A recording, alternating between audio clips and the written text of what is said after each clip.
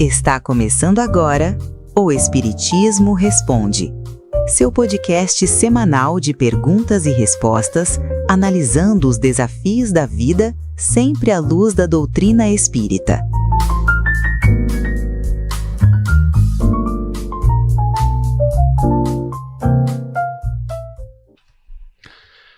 Muito boa noite, estamos de volta com o podcast O Espiritismo Responde. Hoje o nosso segundo episódio nesse podcast que busca responder às questões do dia a dia, aquelas questões de vida que todos nós temos, sempre à luz da doutrina, alinhado com a ciência. Eu queria cumprimentar a todos que estão nos assistindo, agradecer a participação que nós tivemos em número até considerável. Foi difícil escolhermos as perguntas que nós tentaremos responder hoje. Então, eu gostaria de agradecer e pedir que você envie a sua pergunta, pode ser no chat do canal do YouTube, pode ser na DM do Instagram. Envie a sua pergunta, você pode colocar seu nome ou não, pode usar um nome fictício, mas seria interessante se colocasse pelo menos a idade, para que nós saibamos, a idade ou a cidade, para que nós saibamos o que nós vamos responder.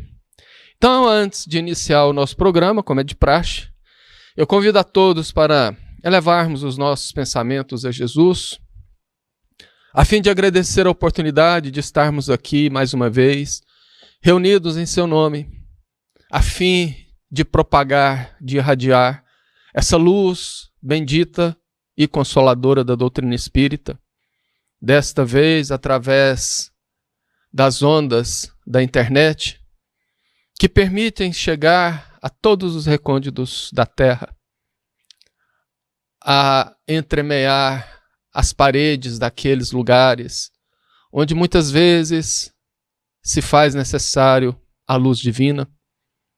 E como esse é um dos papéis da doutrina espírita, pedimos as bênçãos de Jesus para nos iluminar, nos abençoar e nos inspirar. Dessa forma, agradecendo sempre, damos por aberto o nosso programa de hoje, que Jesus nos ilumine hoje e sempre, e que assim seja.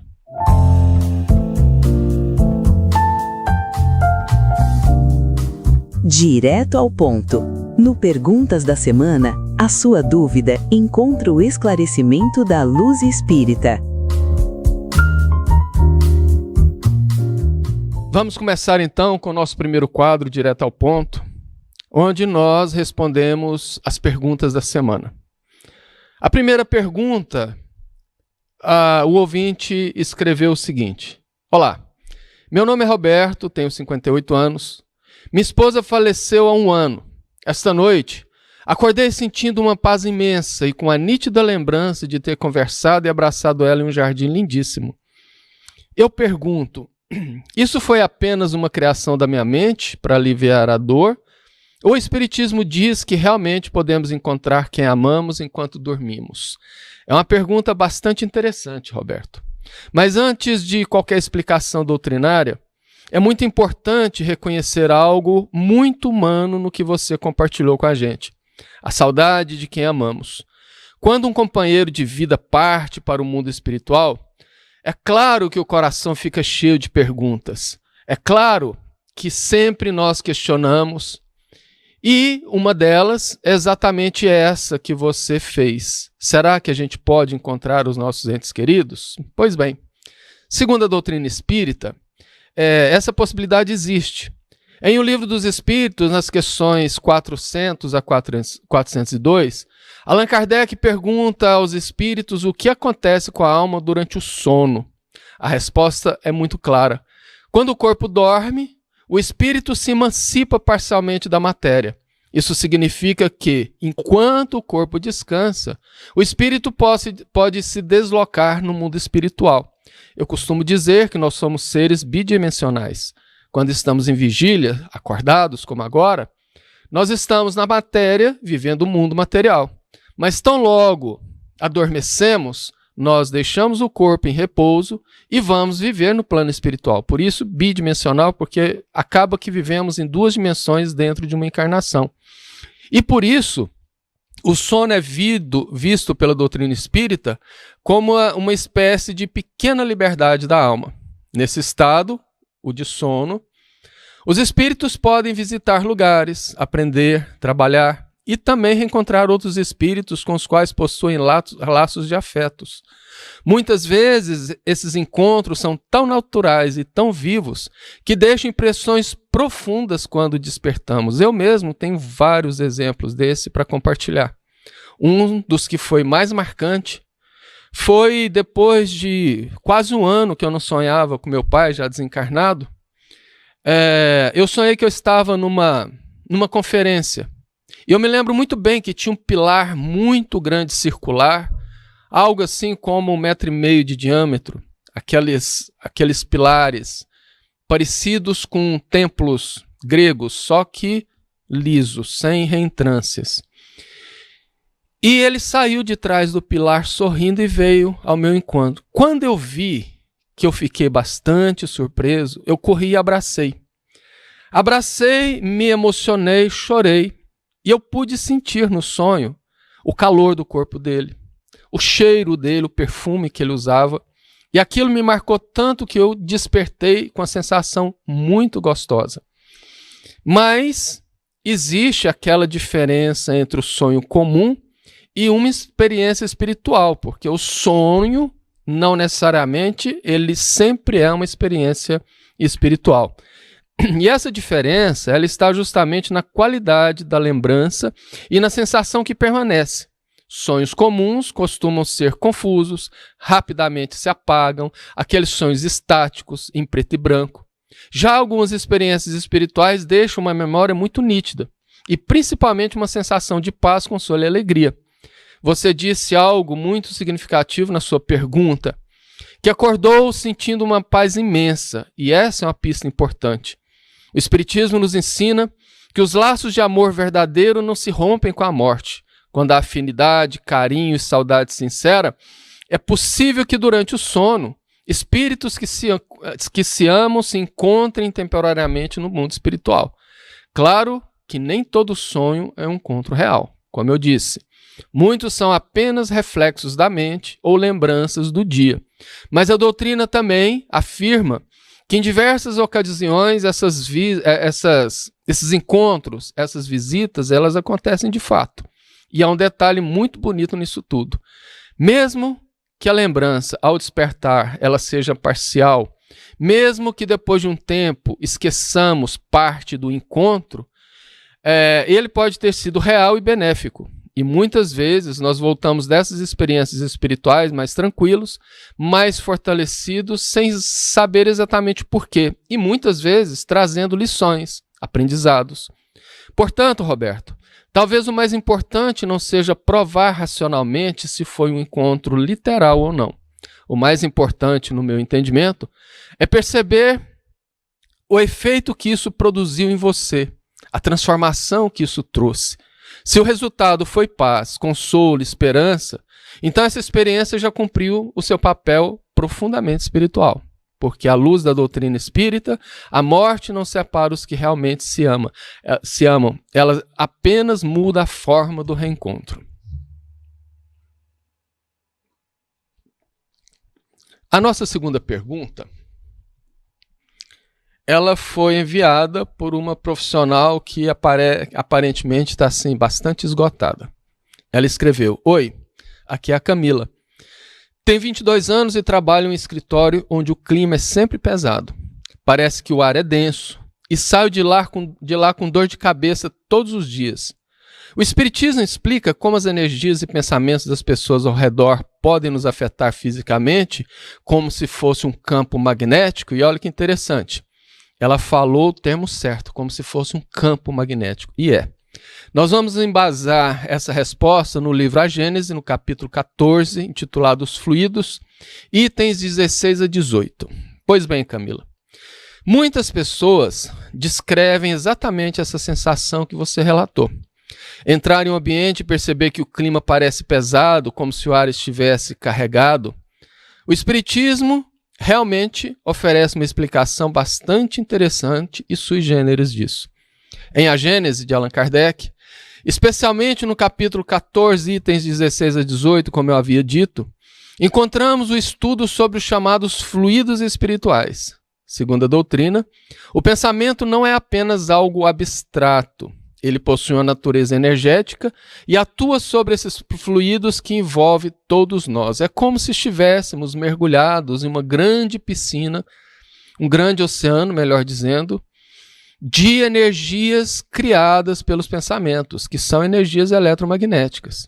Kardec explica que o pensamento do espírito age sobre os fluidos espirituais da mesma forma que a mão age sobre o ar ou sobre um líquido, colocando-os em movimento e modificando as suas propriedades. Em outras palavras, aquilo que pensamos e sentimos altera um ambiente fluídico ao nosso redor.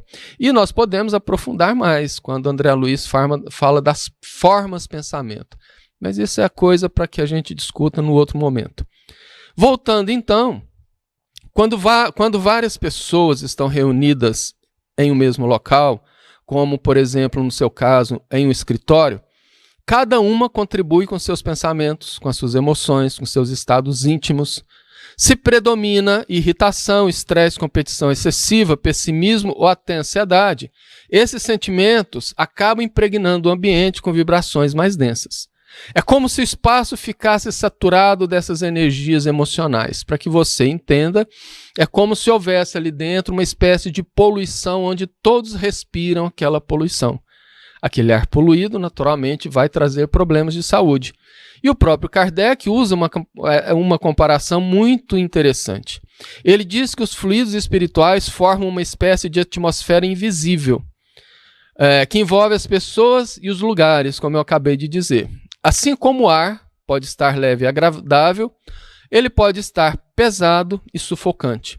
Essa atmosfera fluídica também pode se tornar mais harmoniosa ou mais perturbadora. E nós somos sensíveis a isso, independente do grau de mediunidade. Algumas pessoas percebem pouco, acostumam-se, outras percebem bastante.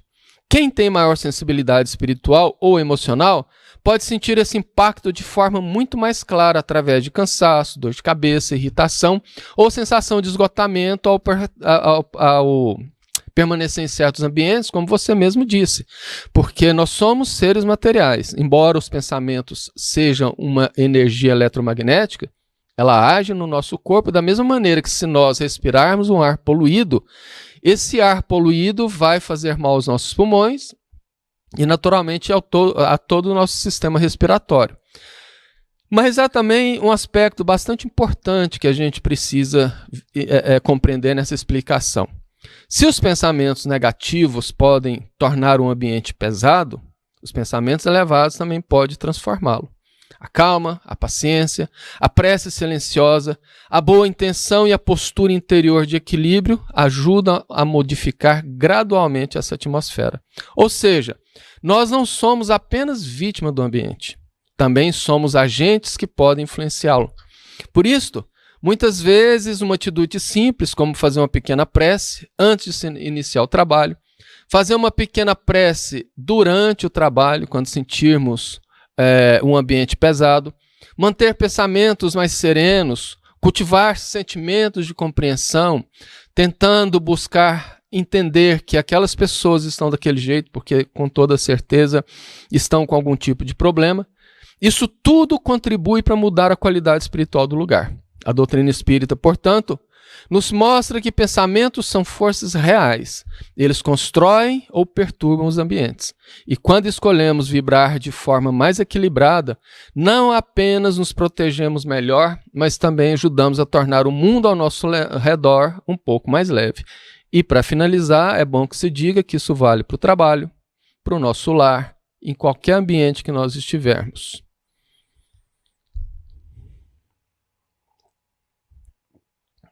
Vamos agora para a nossa próxima, a terceira pergunta. O ouvinte escreve: podem me chamar de Marcos. Tenho ouvido vozes e tido intuições muito fortes. Fui a um psiquiatra e a um centro espírita. Como a doutrina espírita e a psicologia diferenciam o que é o desabrochar de uma mediunidade do que pode ser o início de um quadro de transtorno mental? É uma pergunta bastante interessante que nós precisamos recorrer ao que eu chamo de Bíblia da Mediunidade, o Livro dos Médiuns. Mais precisamente no capítulo 18, intitulado Inconvenientes e Perigos da Mediunidade. E também no Livro dos Espíritos, na questão 455. Pois bem, Marcos, essa é uma pergunta muito importante, muito atual, porque muitas pessoas vivem exatamente essa dúvida. Quando alguém começa a perceber vozes, intuições muito fortes ou percepções incomuns, surge a pergunta se isso é mediunidade ou pode ser um problema de saúde mental. A doutrina espírita trata esse assunto com bastante equilíbrio. Em O Livro dos Médiuns, como eu intitulei antes, no capítulo 18, Kardec alerta que a mediunidade, quando mal compreendida ou mal conduzida, pode trazer inconvenientes e até perturbações. Por isso, ele sempre orienta que o fenômeno seja analisado com prudência, sem precipitação e sem entusiasmo exagerado. Já em O Livro dos Espíritos, na questão 455, os espíritos afirmam que certos distúrbios podem ser agravados pela influência espiritual, mas isso não significa que todos os problemas mentais têm origem espiritual. Isso explica que os nossos pensamentos podem atrair esses espíritos por afinidade e a presença deles agravar o nosso estado. E aqui está um ponto essencial. O Espiritismo nunca propõe substituir medicina ou psicologia. Pelo contrário, Kardec sempre defendeu o uso da razão e do conhecimento científico para analisar cada situação, para analisar cada caso. A diferença, em geral, está em alguns sinais importantes. Na mediunidade equilibrada, a pessoa costuma manter o senso crítico, a consciência de si mesma e o controle da sua vida cotidiana. As percepções espirituais surgem de forma relativamente organizada, muitas vezes em momentos específicos, como em ambientes de oração, de estudo ou de meditação, de prece, que seja até no lar. Já os transtornos psiquiátricos, frequentemente há perda de controle sobre os pensamentos, grande sofrimento psíquico, confusão de identidade, medo constante ou ainda dificuldade de distinguir o que é realidade do que é percepção interna. Mas a verdade é que muitas vezes essas áreas podem se misturar. Alguns quadros espirituais, como processos obsessivos, podem intensificar fragilidades psicológicas já existentes. Por isso, diversos autores espirituais confiáveis, como Manuel Filomeno de Miranda, nas obras psicografadas pelo nosso Divaldo Franco, explicam que o tratamento ideal muitas vezes precisa ser integrado, ou seja, sempre acompanhamento médico, psiquiátrico ou psicológico e quando isso for necessário naturalmente. Ao mesmo tempo, o apoio espiritual independente da sua religião, como, por exemplo, oração, passes, estudo e principalmente a reforma íntima. Essas duas abordagens, elas não competem entre si, elas se complementam. Por isso, Marcos, a atitude mais saudável é exatamente a que você já tomou. Buscar orientação médica e também orientação espiritual séria. É importante que frise essa palavra, séria. O Espiritismo ensina que a mediunidade é uma faculdade natural do ser humano, mas também ensina que a saúde mental é um valor fundamental. Quando ciência e espiritualidade caminham juntas, o objetivo é sempre o mesmo: ajudar a pessoa a encontrar o equilíbrio, a lucidez e a paz interior.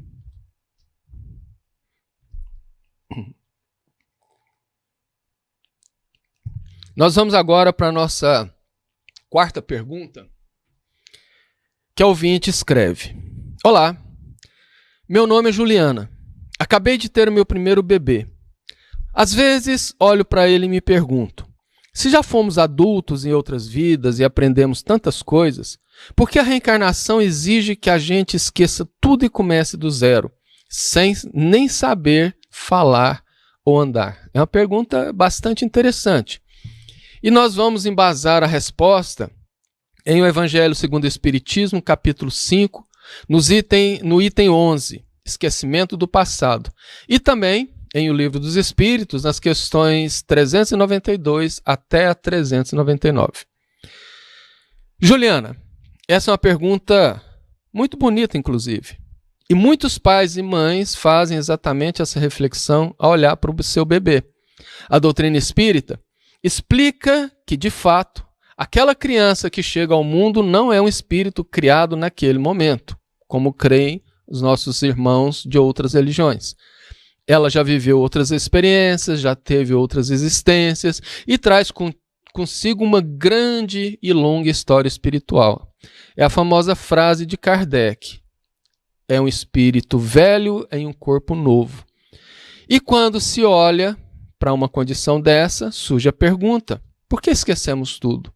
Por que começar do zero aprendendo a caminhar, falar, se nós já tivemos essas experiências antes? Bem, em O Livro dos Espíritos, entre as questões 392 e 399, Allan Kardec pergunta justamente sobre o esquecimento do passado. Os espíritos respondem de que esse esquecimento é uma providência muito sábia da própria natureza. Se lembrássemos claramente de todas as nossas vidas anteriores, isso poderia gerar enormes dificuldades para a nossa existência.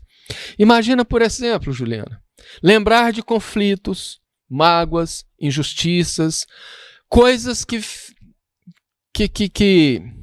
aconteceram em outras vidas e que envolvem pessoas que hoje convivem conosco como familiares, amigos ou colegas, como o seu próprio bebê, talvez. Muitas vezes, aqueles que hoje são nossos pais, nossos filhos ou companheiros podem ter sido em outras existências pessoas com quem tivemos relações difíceis, porque esse é um dos propósitos da família. Deus permite com que crie-se núcleos coesos de espíritos que já viveram antes com amor, que têm laços de afinidade, para nascer ali os piores inimigos. E o esquecimento funciona exatamente como um véu de misericórdia, como uma oportunidade de recomeço. Esse véu, portanto, permite que recomecemos com mais liberdade emocional, sem carregar conscientemente as feridas do passado. E assim podemos reconstruir laços, reparar erros, desenvolver novos afetos sem o peso constante das lembranças antigas. No Evangelho segundo o Espiritismo, no capítulo 5, no item 11, Kardec reforça exatamente essa ideia.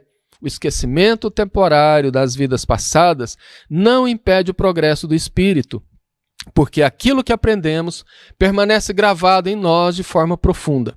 Mesmo sem lembrar conscientemente, trazemos tendências, inclinações, facilidades e também desafios que são resultados do que nós vivemos antes, porque nada que aprendemos nós perdemos, a não ser que o esquecimento temporário faça parte da nossa programação espiritual, da nossa programação reencarnatória.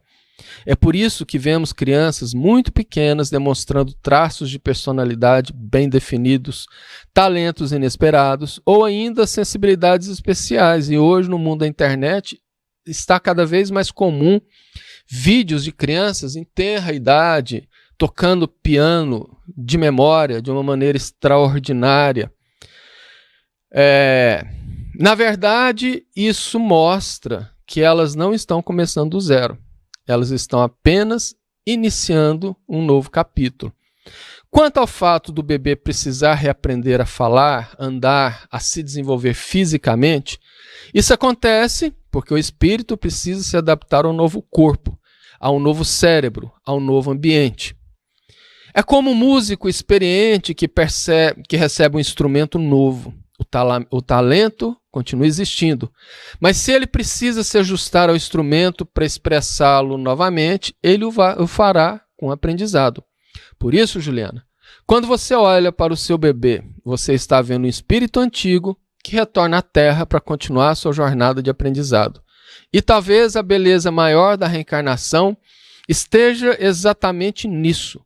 A vida sempre nos oferecendo a chance de recomeçar com novas oportunidades de amar, crescer e evoluir. Agora vamos para a nossa quinta e última pergunta desse quadro. O ouvinte escreve o seguinte: muito boa noite, eu sou o Carlos. Gostaria de dizer que passei por uma cirurgia difícil e muitas pessoas oraram por mim. Eu senti uma melhora muito rápida, que até os médicos estranharam. A minha dúvida é: a prece atua de forma física em nosso corpo ou é apenas um conforto emocional? Nós vamos embasar então essas respostas em O Evangelho segundo o Espiritismo, no seu capítulo 27, Pedi e Obtereis, nos itens 9 a 15, intitulados Ação da Prece, Transmissão do Pensamento. Pois bem, Carlos, antes de tudo, é muito bonito perceber que, em um momento difícil da vida, você esteve cercado por pessoas que oraram por você. A prece, na visão espírita, não é apenas uma tradição religiosa ou um gesto simbólico. Ela é considerada uma força real, e você é uma prova disso. Em O Evangelho segundo o Espiritismo, no seu capítulo 27, Allan Kardec explica que a prece é uma forma de transmissão de pensamento. Quando alguém ora, esse pensamento se projeta e entra em sintonia com o mundo espiritual. Isso acontece porque o pensamento, segundo a doutrina espírita, possui natureza energética e atua sobre os chamados fluidos espirituais, como nós já comentamos aqui hoje. Quando várias pessoas se unem em oração por alguém, elas formam uma corrente de pensamentos e sentimentos positivos. Essa corrente atrai a assistência dos espíritos benevolentes que sempre atuam espiritualmente sobre a pessoa que está sendo beneficiada pela prece. E como isso pode influenciar no corpo? Muito simples. A doutrina ensina que entre o espírito e o corpo físico existe um corpo semimaterial que Kardec intitulou como perispírito, que é uma espécie de campo intermediário, um corpo intermediário, um envoltório espiritual que liga a mente ao organismo.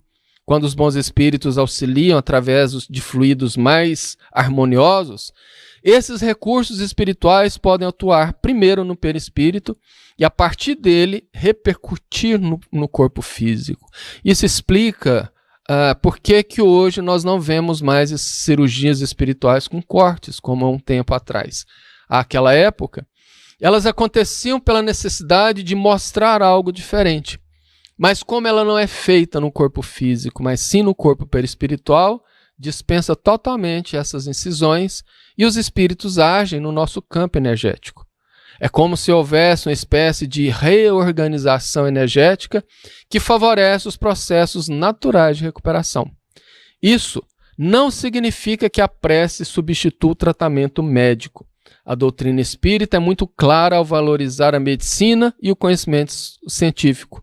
O médico trata do corpo com os recursos da ciência, enquanto a prece ela pode contribuir com o apoio espiritual que fortalece o organismo e o ânimo do paciente. Além disso, existem também os fatores psicológicos muito importantes. Um deles é quando a pessoa se sente amparada, querida e envolvida por pensamentos de carinho e esperança. Isso fortalece a confiança, diminui o medo e melhora o estado emocional. E sabemos hoje, inclusive pela própria medicina, que o estado emocional influencia diretamente os processos de recuperação do corpo. Portanto, Carlos, à luz do Espiritismo, a prece pode atuar em 2 níveis ao mesmo tempo. Ela conforta o coração e fortalece a mente, mas também pode mobilizar recursos espirituais que auxiliam na recuperação.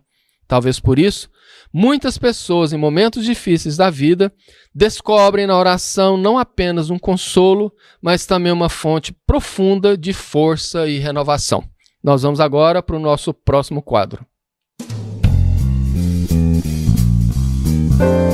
Mergulhando na base.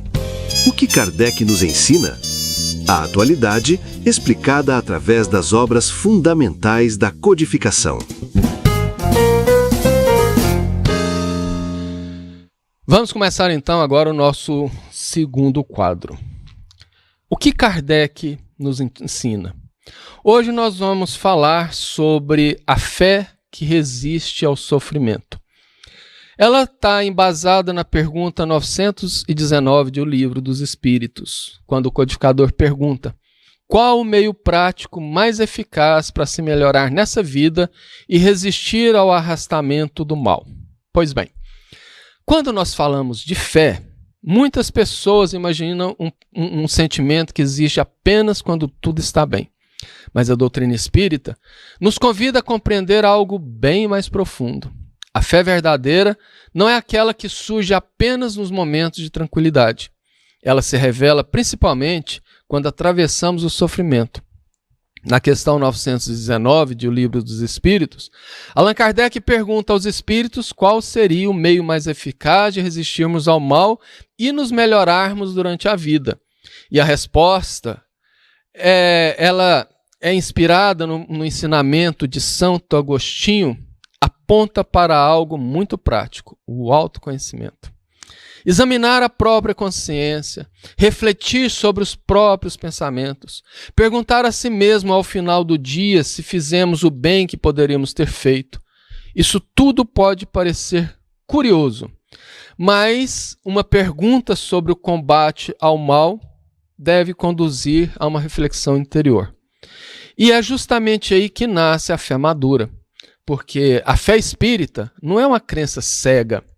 Ela é uma confiança construída pela compreensão das leis divinas. Quando entendemos que somos espíritos imortais, que a existência atual é apenas um capítulo da nossa jornada, que cada experiência tem valor educativo e vivenciamos isso no nosso dia a dia, o sofrimento começa a ganhar outro significado. Isso não quer dizer que a dor desapareça, que ninguém que esteja sofrendo precise fingir serenidade, mas a fé muda a forma como atravessamos a dor. Sem a fé, o sofrimento parece absurdo, parece injustiça, parece abandono, daí surge a revolta contra Deus. Com a fé raciocinada, o sofrimento passa a ser compreendido como experiência de transformação. Não estamos dizendo que toda dor é punição, nem que tudo acontece por causa de erros do passado. O próprio Espiritismo nos alerta para esse equívoco, pois ele assevera que muitas dificuldades fazem parte das provas naturais da existência e outras, eu diria que a maioria, são consequências das nossas escolhas, dos nossos atos, principalmente aqueles atos impensados, movidos pelo impulso. Outras ainda são desafios que ajudam o espírito a desenvolver virtudes que talvez não surgissem em circunstâncias confortáveis. Sabe aquele ditado que é o mar revolto que faz um bom marinheiro? É mais ou menos por aí. O que a fé espírita, então, nos oferece não é uma explicação simplista, é uma visão bem mais ampla da vida. Quando ampliamos o horizonte da existência para além de uma única encarnação, percebemos que a justiça divina não opera apenas no curto prazo. Ela atua em um processo contínuo de educação da alma. E é exatamente nesse ponto que a fé e o sofrimento se encontram. O sofrimento nos convida a olhar para dentro, a revisar valores, descobrir forças que nem nós imaginávamos possuir. Quantas pessoas encontram sentido para a vida depois de atravessar grandes dificuldades? Quantas pessoas desenvolvem empatia, sensibilidade, maturidade justamente depois de experiências dolorosas? Quantas pessoas se tornam mais mansas, mais agradáveis? Isso não significa que devamos buscar o sofrimento, mas significa que quando ele chega, ele pode ser transformado. A fé, nesse contexto, não é fuga da realidade. É uma lente que nos permite enxergar a realidade com mais profundidade. Ela nos lembra que a vida não é um acidente cósmico. Não estamos abandonados em um universo sem sentido. Existe inteligência nas leis que regem a existência. Existe finalidade no progresso do espírito. E talvez o maior ensinamento de Kardec sobre a fé seja esse. A fé verdadeira não nasce da ausência de perguntas. Ela nasce justamente da coragem de perguntar, de estudar, de refletir e principalmente de compreender. Não é fé contra a razão, é fé iluminada pela razão. Quando essa fé amadurece dentro de nós, o sofrimento não desaparece completamente, mas ele deixa de ser desespero. Ele se transforma em caminho. Talvez por isso, O Espiritismo não nos pergunte apenas porque sofremos. Ele nos convida a fazer uma pergunta muito mais transformadora. O que essa experiência pode ensinar a mim? E quando essa pergunta nasce dentro da consciência, a fé deixa de ser apenas crença. Ela se torna força para continuar caminhando. Nós vamos agora então para o nosso terceiro e último bloco.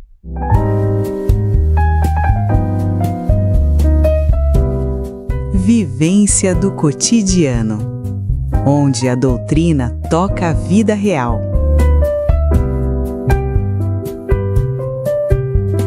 Casos, exemplos e o espiritismo aplicado ao nosso dia a dia.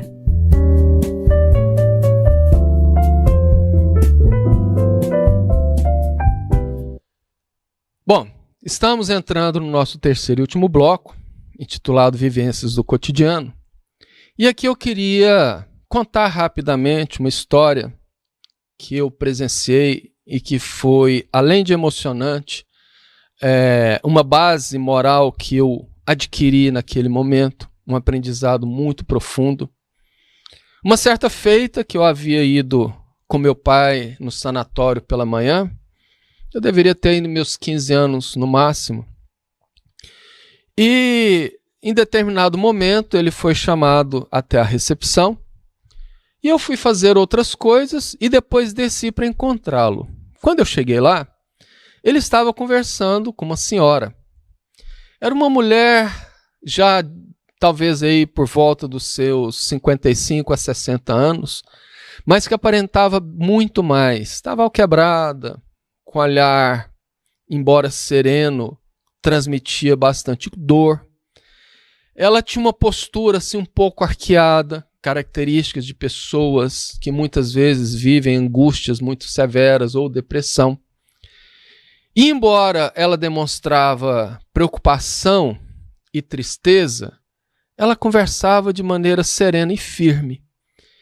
E quando eu me aproximei, eu pude ouvir quando ela pedia ao meu pai para cuidar bem do filho dela que estava internado no sanatório. Ela falava assim: seu Eudes, o senhor precisa me garantir que meu filho vai sair daqui curado, porque ele é a minha última coisa nessa vida. Ele é o maior valor que eu tenho. E se eu perdê-lo, eu não sei o que vai acontecer, porque eu já perdi tanta coisa. Há mais ou menos 5 anos, meu marido falece em um acidente totalmente inesperado. Ficamos na vida com muitas dificuldades, com muito problema. Era eu e 2 crianças pequenas. O Jacques, que é esse que está internado, e o Maurílio, que era o mais novo.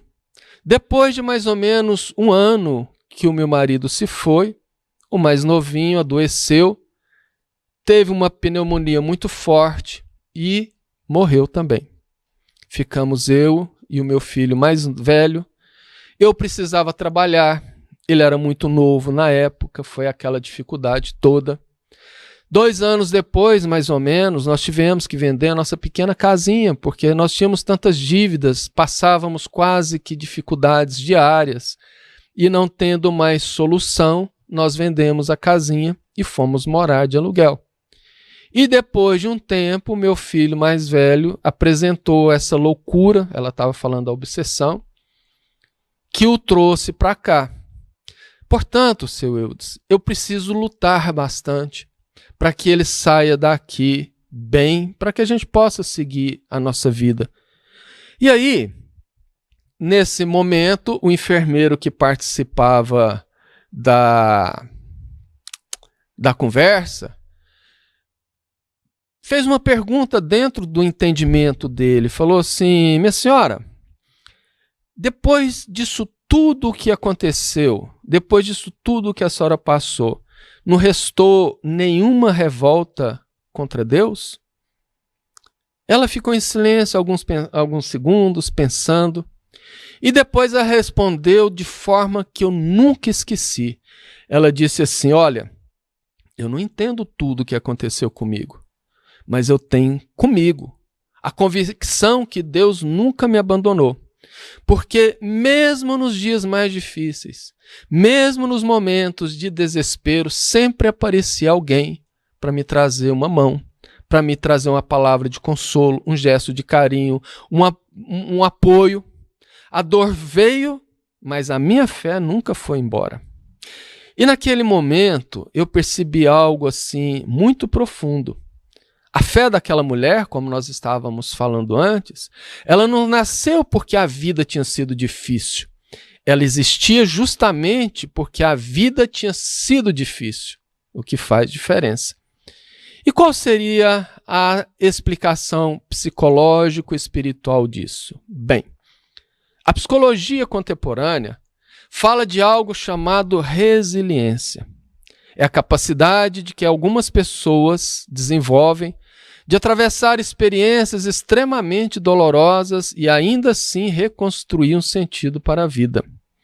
Curiosamente, muitos estudos mostram que a espiritualidade é um dos fatores que mais fortalecem essa capacidade. Quando a pessoa acredita que a vida tem propósito, mesmo quando não compreende completamente os acontecimentos, ela encontra forças para continuar caminhando. E na minha última palestra, que está aqui no site do Sintonia no Bem, eu comentei exatamente sobre isso. Se você tiver curiosidade, é só buscar lá Carvalho Filho, Em Busca de um Sentido para a Vida. Porque a doutrina espírita, ela aprofunda ainda mais essa compreensão. Para o espiritismo, a existência não se resume apenas em uma única existência. Somos espíritos imortais em processos de aprendizado. E isso não elimina a dor, mas amplia o horizonte. A fé nesse contexto não é acreditar que nada difícil vai nos acontecer, mas confiar que nenhuma experiência é inútil. A nossa mentora Joana de Ângeles, no livro Vida Feliz, ela afirma: a dor, quando compreendida, transforma-se em instrumento de iluminação interior. O sofrimento, quando aceito com dignidade, torna-se caminho de crescimento espiritual. E essa visão não romantiza o sofrimento. Ela apenas mostra que ele pode ser transformado. A fé impede as tempestades da vida, mas pode impedir que o coração naufrague. E aqui nós podemos fazer uma ponte com a psicologia, quando lembramos que Emmanuel nos chama a atenção para o fato de que levamos para o sono o que cultivamos no dia a dia. A psicologia nos ensina que não podemos fugir de nós mesmos, nem mesmo dormindo. Nossas escolhas diárias moldam não só a nossa saúde mental, como a nossa realidade espiritual. E, para finalizar, a nossa proposta prática dessa semana é que, durante a semana, façamos um exercício simples, mas profundo.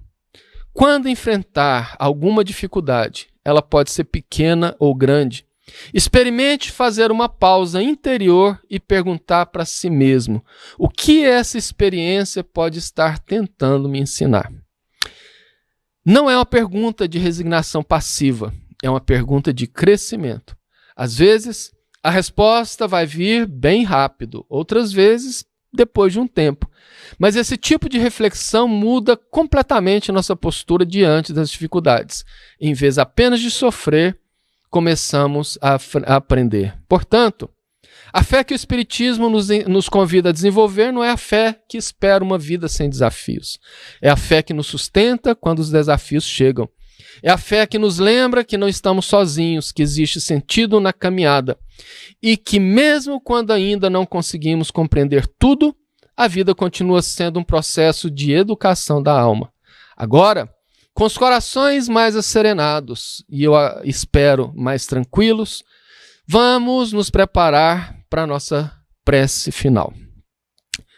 Rogamos a Jesus as bênçãos para o dia que se transcorre, para essa noite que se abre, agradecendo a oportunidade de aprendizado e rogando que durante o sono, enquanto os nossos corpos repousam no leito, que possamos ser guindados pelos bons amigos espirituais para aqueles lugares de trabalho, de estudo, de aprendizado, E que ao retornar aos nossos corpos, possamos trazer conosco, na lembrança, as lições, o aprendizado, e assim colocarmos em prática durante o nosso dia. Que Jesus possa iluminar o nosso resto de semana, e muito obrigado pela presença de todos, e que assim seja.